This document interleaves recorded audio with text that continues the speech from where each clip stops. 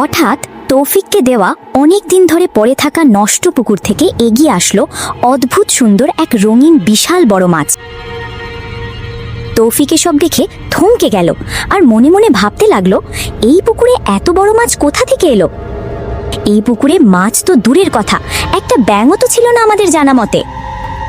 হঠাৎ অলৌকিকভাবে রঙিন মাছটি কথা বলতে শুরু করলো।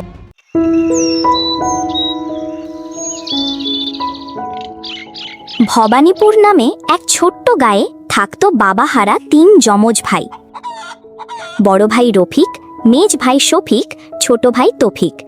যমজ হলেও তারা ছিল পুরোপুরি আলাদা, কারো সাথে কারো মিল ছিল না। বড় ভাই রফিক নিজেকে খুব বুদ্ধিমান দাবি করে এবং সে তুলনামূলকভাবে বাকি 2 ভাইয়ের থেকে একটু বুদ্ধিমান। তাদের সংসারে কিছু করতে হলে আগে তার অনুমতি নিতে হয় এবং তার মা শিউলি বেগম তার স্বামীর মৃত্যুর পর বড় ছেলে রফিককেই পরিবারের সকল দায়িত্ব দিয়েছেন। মেজ ভাই শফিক অলস, কিন্তু কথা বেশি বলে। তুলনামূলকভাবে একটুখানি অলস, কাজ করতে গেলেই তার হাজারো বাহানা। এবং বড় ভাই রফিকের সাথে তার ছিল গভীর বন্ধুত্ব। সে সব সময় বড় ভাইয়ের সঙ্গে ঘুরে বেড়াতো আর বড় ভাই রফিকের বুদ্ধি শিখে নেওয়ার চেষ্টা করত। সে ভাবত বড় ভাই রফিক সত্যিই বুদ্ধিমান। ছোট ভাই তৌফিক প্রচণ্ড ভালো মনের একজন মানুষ, যেমন সৎ তেমনি কাজে মনোযোগী। মা শিউলি বেগমের কাছেও সে ছিল খুব পছন্দের। তাদের বাবার মৃত্যুর পরে একমাত্র সেই মন প্রাণ দিয়ে সংসারের কাজ করে যাচ্ছে। সে তেমন চালাকও ছিল না। বড় ভাই এবং মেজ ভাইকে তৌফিক অনেক ভালোবাসত, তাদেরকে কখনো সংসারের কাজ করতে দিত না। শোনো আমার প্রিয় 3 যমজ সন্তানেরা, তোমাদের সাথে আমার কিছু গুরুত্বপূর্ণ কথা রয়েছে। আমি একটি সিদ্ধান্ত নিয়েছি। রফিক আর শফিক, তোমরা দুজন শোনো। তোমাদের তো বয়স অনেক হয়েছে। আমি সিদ্ধান্ত নিয়ে ফেলেছি। পাশের গ্রামের করিমের 2 যমজ মেয়ে রয়েছে, মিতালি আর সোনালি। তাদের দুজনের সঙ্গে তোমাদের দুজনের বিয়ে পড়িয়ে দেব। এতে তোমাদের মতামত জানতে চাচ্ছি। তা তোমরা কি বলো? তোমরা কি আমার মতামতে রাজি আছো? বাবার মৃত্যুর পর একমাত্র আপনি আমাদেরকে সেই ছোট্ট থেকে বড় করেছেন। আপনি যেটা ভালো মনে করবেন সেটাই আমি মানতে রাজি আছি, কারণ আপনি তো কখনো আমাদের খারাপ চাইবেন না, তাই না? হ্যাঁ মা, বড়দা একদম ঠিক বলেছে। আমিও আপনার কথায় রাজি। বড়দা যেখানে রাজি, আমি কিভাবে সেখানে না বলি? আমিও বিয়েতে রাজি। বাহ, তাহলে ভালোই হলো। বাড়িতে নতুন মেহমান আসবে, তাহলে মার আর তাহলে কোনো কাজ করতে হবে না। সবার মতামত নিয়ে শিউলি বেগম তার 2 ছেলেকে পাশের গায়ের করিম মিয়ার 2 যমজ মেয়ের সাথেই বিয়ে ঠিক করল। করিম মিয়ার সেই 2 মেয়ে দেখতে যেমন সুন্দরী ছিল, কাজেও তেমনি সুন্দর। পরিশেষে তাদের বিয়ে সম্পূর্ণ হল। বাড়িতে 2 নতুন মেহমান আসলো। তাদের দিন ভালোই কাটছিল। ছোট ভাই মাঠে ঘাটে প্রচণ্ড খাটাখাটুনি করে যে 2 পয়সা উপার্জন করে আনে, বড় ভাই রফিক আর মেজ ভাই শফিক সাথে তাদের 2 বউ মিলে সব টাকা নষ্ট করে ফেলে।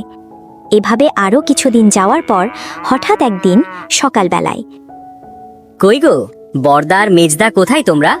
একটু এইদিকে আসো, তোমাদের সাথে আমার কিছু কথা ছিল। কই, তোমরা একটু তাড়াতাড়ি বাহিরে আসো। ছোট ভাই তৌফিকের হঠাৎ এমন চিৎকার শুনে বড় ভাই আর মেজ ভাই সাথে তাদের 2 বউ এগিয়ে এলো তার কথা শোনার জন্য। সেদিন তাদের মা শিউলি বেগম বাড়ি ছিল না, কয়েকদিনের জন্য বেড়াতে গিয়েছে তার বোনের বাড়িতে। কি হয়েছে তোমার তৌফিক? এমনভাবে ডাকতেছ কিসের জন্য? মনে হচ্ছে বাড়িতে ডাকাত পড়েছে। কি হয়েছে তোমার, বলো দেখি এবার। হ্যাঁ, বড়দা আর মেজদা, তোমাদের দুজনকে দেখেছি, আমার কিছু কথা ছিল। তাহলে শোনো, তোমরা তো এখন বিয়ে করেছো। আগে তো 2 জন ছিলে, এখন 4 জন হয়েছ। খাবারও আগের থেকে একটু বেশি লাগে। এখন আমি আর পারতেছি না সবার খাবার একসঙ্গে জোগাতে। আমার শরীর দিনে দিনে খুব খারাপ হয়ে যাচ্ছে। কাল থেকে তোমরাও মাঠে চলো। 3 জন মিলে কাজ করলে আর অভাব হবে না। এসব কি বলিস তুই ছোট? শেষে আমি কিনা বড় হয়ে মাঠে গিয়ে কাজ করব? তুই ভাবলি কি করে যে আমি বড় হয়ে মাঠে কাজ করব? আমি মাঠে যাব না। মেজোকে নিয়ে যেতে পারিস চাইলে। মাঠের কাজ তুই মেজোকে শিখিয়ে দিবি। কাল থেকে মেজো তোর সাথে মাঠে যাবে কাজ করতে, ঠিক আছে? এই বলে তারা দুজনেই সেদিন রুমে চলে গেল। এবার মেজ ভাই শফিক আর তার বউ মন খারাপ করে তারাও রুমের দিকে যেতে লাগলো। রুমে গিয়ে বর্দার বউ শুয়ে বসে খাবে, আর তুমি কিনা মাঠে গিয়ে কাজ করবে? কখনোই আমি তোমাকে মাঠে গিয়ে কাজ করতে দেব না। তারা বসে বসে খেতে পারলে তুমি কেন পারবে না? তুমিও বসে বসে খাবে, এই বলে দিলাম। ঠিক বলেছ তুমি গিন্নি, আমি কেন মাঠে গিয়ে কাজ করব? কালকেই এর একটা ব্যবস্থা করব আমি। তুমি কোনো চিন্তা করো না গিন্নি। পরদিন সকালে ছোট ভাই তৌফিক গরু আর লাঙ্গল নিয়ে রওনা দিল মাঠের দিকে। সেদিন আর তৌফিক মেজ ভাই শফিককে ডাক দিল না কাজে যাওয়ার জন্য। সে ভেবেছে মেজ ভাই মনে হয় কাজে চলে গেছে কালকের কথা অনুযায়ী। কিন্তু শফিক আর মাঠে গেল না কাজ করতে। সেদিন দুপুরবেলা রফিক আর শফিক তাদের দুজনের দেখা হলো গ্রামের বাজারে। কি ব্যাপার শফিক, তুই বাজারে কি করছিস? ছোটর সঙ্গে মাঠে যাসনি তুই? তোর না সকালেই ছোটর সঙ্গে মাঠে যাওয়ার কথা কাজ শিখতে? আজ্ঞে না বর্দা, যাইনি মাঠে। আচ্ছা তুমি বলো তো, আমি কি ছোট্ট থেকে এখন পর্যন্ত রোদে কাজ করেছি কখনো? আমার মাঠে কাজ করতে ভালো লাগে না। তোমার সাথে একটা কথা আছে বর্দা, সেই জন্য দেখা করতে আসলাম তোমার সাথে। তুই কিন্তু কাজটা ঠিক করিসনি কাজে না গিয়ে। আচ্ছা কি বলবি বল দেখি আবার। দেরি করিস না, আমার আবার সবজিগুলো বাড়িতে পৌঁছে দিতে হবে, তা না হলে রাতে খাবার জুটবে না মুখে। আমি বলি কি, বাবার জমি জমা তো মোটামুটি ভালোই আছে। তা আমরা তো এবার বিয়ে করেছি, ভবিষ্যতের চিন্তা তো করতেই হবে আমাদের, তাই না? মানে আমি বলতে চাচ্ছি যে জমি আর টাকা পয়সাগুলো এবার ভাগাভাগি করে নিলে আমার মনে হয় ভালো হবে নাকি? তুমি কি বলো বর্দা? হ্যাঁ, ওই আর কি, আমিও সেটাই চিন্তা করছি। জমি জমাগুলো এবার ভাগ করতে হবে। আর আমার অনেক দিনের ইচ্ছে যে আমি পূর্বের সেই ধানের জমিটা নেব। তাহলে শোন, কাল সকালে আমরা দুজনেই ছোটর সাথে মাঠে যাব, ঠিক আছে? মাঠে গিয়ে সব ভাগাভাগিগুলো সেরে ফেলবো, নাকি বলিস? হ্যাঁ দাদা, আমিও সেটাই ভাবছি। তাহলে চলো কালকে যাওয়া যাক। আর হ্যাঁ বর্দা, আমার কিন্তু দক্ষিণের গম ক্ষেতটা লাগবে, এই তোমায় বলে দিলাম। এবার চলো বাড়ির দিকে যাই, কালকে সব হবে। এই বলে তারা দুই ভাই হাঁটতে হাঁটতে বাড়ির দিকে রওনা হলো। পরদিন সকালে ছোট ভাই তৌফিক যখন মাঠে যাচ্ছিল, ঠিক তখনই রফিক আর শফিক ছোট ভাই তৌফিককে ডাক দিয়ে দাঁড় করালো। এই যে তৌফিক, দাঁড়া দাঁড়া, আমরাও তোর সাথে আজকে মাঠে যাব। আমাদের কিছু গুরুত্বপূর্ণ কাজ রয়েছে মাঠে। আরে কি বলো তোমরা, দুজনেই মাঠে যাবে আজকে? এই তো খুব ভালো কথা। তাহলে চলো যাওয়া যাক। এই বলে তারা তিন ভাই রওনা হলো মাঠে যাওয়ার জন্য। তারা হাঁটতে হাঁটতে অবশেষে পৌঁছে গেল তাদের ফসলি জমিতে। এই সবাই দাঁড়া, এবার আমার একটা কথা আছে। কি কথা বর্দা? চলো কাজ শুরু করি আর কথা বলি, তাহলে আমাদের কাজও হবে, তোমার সেই কথাও হবে। না ছোট, দাঁড়া তুই, আমারও কিছু কথা আছে। আচ্ছা বলো দেখি, তোমরা কি বলতে চাও? তাহলে শোনো তোমরা, অনেক দিন তো হয়ে গেল বাবা মারা গেছেন, এবার জায়গা জমিগুলো ভাগাভাগি করা যাক। হ্যাঁ বর্দা, তুমি ঠিক বলেছ। এবার ছোট, তুই কি বলিস? তোমরা জমি নিয়ে কি করবে? চাষাবাদ করতে পারবে কি? তোমরা তো চাষাবাদ করতেই জানো না, জমি ভাগ করে কি করবে? আচ্ছা ঠিক আছে, তোমরা বড়, তোমরা যা বলো তাই হবে। আমি তোমাদের কথাই রাজি। তাহলে আমি ভাগ করে দিচ্ছি। আমার কথা অনুযায়ী যেমন ভাবে ভাগ করব সবাইকে ঠিক তেমন ভাবেই নিতে হবে। তাহলে শোনো, পূর্বের সেই ধান ক্ষেত সেটা পুরোটাই আমার, দক্ষিণের গম ক্ষেত সেটা মেজর, আর বাকি থাকলো পাশের এই পুকুর, এটা তোর ছোট, নাকি বলিস মেজু? হ্যাঁ বর্দা, তুমি সঠিকভাবেই জমি ভাগ করেছ, ঠিক আছে না ছোট? না মেজদা, এটা কিভাবে ঠিক হয়? তোমরা নিলে সব ভালো ভালো আবাদি ফসলি জমি, আর আমাকে দিলে এই ওপোয়া ছোট্ট পুকুরটি। আমাকে তোমরা সত্যিই ঠকালে। এটা কিন্তু ঠিক করলে না তোমরা, এই বলে দিলাম। কি বললি ছোট? হ্যাঁ, বড়দের কথার উপর কথা। তুই জানিস না আমি বড়, আমি যা করব তোকে তাই মানতে হবে। আর একটা কথা বলবি না। শোন, এই পুকুরে অনেক মাছ আছে, সেগুলো বিক্রি করে তুই অনেক টাকা পাবি। আজ থেকে এই পুকুর শুধুই তোর, আর বাকি ফসলি ক্ষেতগুলো আমাদের। মনে থাকবে? আজ থেকে এই ফসলি ক্ষেতে তোর কোনো কাজ নেই, তুই শুধু পুকুরে মাছ ধরবি আর বিক্রি করবি। আর আমাদের জমিতে আমরা কি করব সেটা আমরা বুঝবো। কথা কি মাথায় ঢুকলো তোর? আচ্ছা ঠিক আছে বর্দা, তোমরা যা বলবে তাই হবে। আমি তোমাদের জমিতে আর কাজ করতে যাব না, ওগুলো আজ থেকে তোমাদের। কিন্তু তোমরা কাজটা ঠিক করলে না, এই অসহায় ছোট ভাইকে তোমরা সত্যিই ঠকালে। বেচারা তফিকের এসব কথায় তারা কান না দিয়ে রওনা দিল বাড়ির দিকে। তারা দুজনেই এবার মহা খুশি, কারণ তাদের জমিগুলোতে এবার অনেক ভালো ফসল ফলিয়েছে। সেগুলো বিক্রি করে অনেক অর্থ পাবে তারা। হে সৃষ্টিকর্তা, আমি এখন কি করব? এত কষ্ট করে ফসল ফলিয়ে এখন আমার ভাগ্যে কিছুই জুটলো না। যাদেরকে এত ভালোবাসালাম তারাই আমাকে ঠকালো। এখন একমাত্র আপনি ছাড়া আমার বাঁচার কোনো উপায় নেই। আপনি এই অধমের দিকে চোখ তুলে তাকান একবার। হঠাৎ তৌফিককে দেওয়া অনেক দিন ধরে পড়ে থাকা নষ্ট পুকুর থেকে এগিয়ে আসলো অদ্ভুত সুন্দর এক রঙিন বিশাল বড় মাছ। তৌফিক এসব দেখে থমকে গেল আর মনে মনে ভাবতে লাগলো, এই পুকুরে এত বড় মাছ কোথা থেকে এলো? এই পুকুরে মাছ তো দূরের কথা, একটা ব্যাঙও তো ছিল না আমাদের জানা মতে। হঠাৎ অলৌকিকভাবে রঙিন মাছটি কথা বলতে শুরু করলো। কি হয়েছে তোমার? মন খারাপ কেন?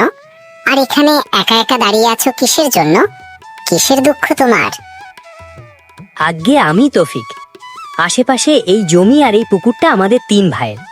আর হ্যাঁ, দেখো না, আমার বড় ভাই আর মেজো ভাই তারা আমাকে ঠকিয়েছে। তারা সব ফসলি ভালো জমিগুলো নিয়ে আমাকে শুধুমাত্র এই পুকুরটি দিয়েছে। আমি সারা বছর খাটাখাটুনি করে ফসলি জমিগুলো ভালো করেছি, আর তারা সেই জমিগুলো নিজেরাই জোরপূর্বক আমার কাছ থেকে ছিনিয়ে নিল। তাই কষ্টে এখানে দাঁড়িয়ে দাঁড়িয়ে ভাবতেছি। আর তুমি কে? এত বড় মাছ তো আমাদের এই পুকুরে কখনো দেখিনি। ও আচ্ছা, তাহলে তোমার বড় ভাইরা তোমাকে ঠকিয়েছে। দাঁড়াও, তুমি চিন্তা করো না, আমি এর একটা ব্যবস্থা করে দিচ্ছি, যাতে তারা তাদের ভুল বুঝতে পারবে আর উচিত শিক্ষাও পাবে। তার আগে শোনো, আমি হচ্ছি এই পুকুরের মাছেদের রাজা। আমি এখানে অনেক বছর থেকেই রয়েছি, সব সময় আমাদের গুহার থেকে বাহিরে বের হই না, তাই আমাকে তোমরা কেউই দেখতে পাওনি। আর হ্যাঁ, এই পুকুরে একটি কুমির আমাদের সব মাছকে খেয়ে ফেলেছে, তাই এই পুকুরে নতুন করে কোনো মাছ জন্মায় না, আর যদিও জন্মায় তাহলে সে খেয়ে ফেলে। যদি তুমি সেই দুষ্টু কুমিরটাকে মেরে ফেলতে পারো, তাহলেই এই পুকুরে অনেক মাছ জন্মাবে এবং তুমি সেই মাছ বিক্রি করে অনেক অর্থ উপার্জন করতে পারবে। ও আচ্ছা আচ্ছা, তাহলেই এই পুকুরে কোনো মাছ নেই। আমরা সকলেই আরো ভাবছি এই পুকুরটি অপয়া, কখনো মাছ জন্মাবে না। আচ্ছা ঠিক আছে, আমি সেই দুষ্টু কুমিরকে এই পুকুর থেকে দূরে কোথাও তাড়িয়ে দেব। এখন তুমি আমাকে আমার বড় ভাইদেরকে উচিত শিক্ষার ব্যবস্থা বলে দাও, যাতে তারা তাদের ভুল বুঝতে পারে আর সঠিক পথে ফিরে আসে। আচ্ছা তাহলে শোনো, আমি শুনেছি তোমাদের গ্রামে একজন ভালো জমিদার রয়েছে। তাকে ডেকে আনো, তারপর সবকিছু তাকে খুলে বলবে। দেখবে সেই তোমাকে সাহায্য করবে আর তোমার সঠিক বিচার পাইয়ে দেবে, বুঝলে? তাহলে এবার আমি চলি, আমার যাওয়ার সময় হয়ে গেছে। তোমার কোনো দরকার হলে আমায় ডেকো, আমি চলে আসব। এই বলে জাদুকরি সেই রঙিন বিশাল বড় রাজা মাছটি চলে গেল তার গোপন গুহায়। এবার তৌফিক আর কিছু না ভেবে সোজা রওনা দিল জমিদারের কাছে যাওয়ার জন্য। কিছুক্ষণ হাঁটতে হাঁটতে অবশেষে পৌঁছে গেল জমিদারের বাড়িতে। সেখানে যাওয়ার পর তৌফিক তার সব সমস্যার কথা খুলে বলল জমিদারকে। জমিদার মশাই তৌফিকের মুখে এই সব কথা শুনে বেজায় রেগে গেলেন, আর পরিশেষে তারা দুজনেই রওনা দিল তৌফিকের সেই জমির দিকে। তারা এবার হাঁটতে হাঁটতে পৌঁছে গেল মাঠের সেই জমিতে। জমিদার মশাই জমির এমন ভাগাভাগি নিজ চোখে দেখে আরও রেগে গেলেন। জমিদারের পেয়াদা এবার বাকি 2 ভাই আর তাদের মাকে সহ মাঠে ডেকে আনলেন। তারা যখন জমিদারের সামনে এসে দাঁড়ালেন, ঠিক তখন রফিক আর শফিক, কি ব্যাপার তোমাদের? তোমরা বড় হয়ে ছোট ভাইকে কিভাবে ঠকিয়ে নিতে পারলে? তোমাদের যেমন অধিকার ঠিক তেমনি তৌফিকেরও রয়েছে। তোমরা তৌফিককে ঠকিয়েছ। তোমরা খুব বড় ধরনের অপরাধ করে ফেলেছ। এর শাস্তি তোরা অবশ্যই অবশ্যই পাবেই পাবে। আজ্ঞে জমিদার বাবু, আমাদের ভুল হয়েছে, আমাদেরকে মাফ করুন। আমরা আর কখনো এমন ভুল করব না। আপনি জমির সঠিক ভাগ করে দেন, তাতেই আমরা খুশি। এমন ভুল আর কখনো হবে না আমাদের। দয়া করে আমাদেরকে কোনো শাস্তি দেবেন না। আমরা সবার কাছে ক্ষমা প্রার্থী। বড় ভাই রফিকের মুখে এসব কথা শুনে জমিদার মশাই এবার নিজে তাদের জমির ভাগাভাগি করে দিলেন। সঠিক হিসাব অনুযায়ী এবার ছোট ভাই তৌফিক পুকুর সহ আরও কিছু ফসলি জমি পেল। তৌফিক এবার অনেক খুশি, সাথে তার মা শিউলিও। জমিদার মশাই এবার সবার ভাগাভাগি ঠিকঠাক মতো বুঝিয়ে দিয়ে এবার তিনি রওনা হলো নিজের বাড়ির দিকে। সাথে তৌফিকের 2 ভাই আর তাদের মা শিউলি বেগম বাড়িতে চলে গেল। এবার ছোট ভাই তৌফিক অনেক খুশি হয়ে লাফাতে লাফাতে তার পুকুরের কাছে গিয়ে সেই জাদুকরি মাছেদের রাজাকে ডেকে ডেকে বলতে লাগলো, ওহে মাছেদের রাজা, রঙিন মাছ, তোমাকে অনেক ধন্যবাদ। তুমি আমাকে ন্যায় পাইয়ে দিয়েছ। তুমি না থাকলে আমি কখনোই সঠিক বিচার পেতাম না। তোমায় দেওয়া কথা আমি রাখব। অবশ্যই আমি এই পুকুরে দুষ্টু সেই কুমিরটাকে অনেক দূরে পাঠিয়ে দেব। তৌফিক এবার সেই পুকুরের দুষ্টু কুমিরকে তাড়িয়ে দিল। আর দিনে দিনে সেই পুকুরের মাছ আরও বৃদ্ধি পেতে লাগলো। তৌফিক সেগুলো বাজারে বিক্রি করে অনেক টাকা উপার্জন করতে লাগলো। এবার সাথে তার মা শিউলি বাকি 2 ছেলেদের থেকে ছোট ছেলে তৌফিককে ভালোবাসতে শুরু করলো। দেখতে দেখতে সেই মাছেদের রাজার কথায় এবং দোয়ায় তৌফিক হয়ে উঠল অনেক বড় ধনী। তৌফিক নতুন করে পাকা বাড়ি তৈরি করলো। এভাবেই সুখে শান্তিতে বাস করতে লাগলো তৌফিক আর তার মা শিউলি।